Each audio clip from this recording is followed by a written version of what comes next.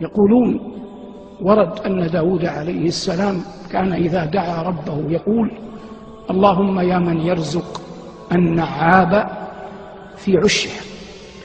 والنعاب فرخ الغراب، إذا فقس عن البيضة يكون كأنه شحمة أبيض، فينكره الغراب ويتركه لأنه لا يوافق لونه، فيسوق الله تكرما منه إليه البق، نوع من الدود، فيقف على منقار الفرخ الصغير يعجبه ريحة منقاره، فيلتقمه فيقتات منه حتى يحمم، يعني ينبت شعره فيسود، فإذا اسود شعره ألفه أبواه الغرابان وأقبل عليه وألقطاه الحق، ولا يقدر على تسخير هذا إلا الله.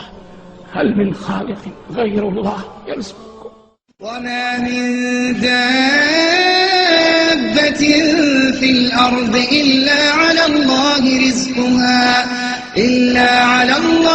رزقها ويعلم مستقرها ومستودعها، كل في كتاب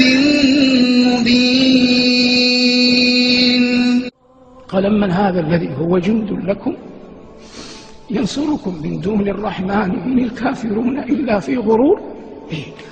أم من هذا الذي يرزقكم إن أمسك رزقه؟ اللهم لا تمسك عنا رزقك.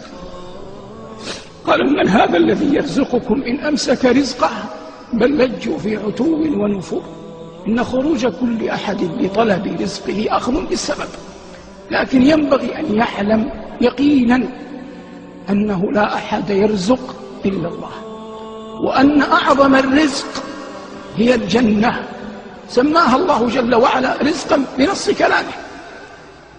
فكلما أعطيت شيئا من الدنيا أمل فيما هو أعظم، والله جل وعلا يسأل ما قل وما كثر، ما عظم وما حقر. وهو في بعض الأخبار أن الله قال لموسى: يا موسى سلني ملح عجينتك، سلني علف دابتك، سلني شسع نعلك.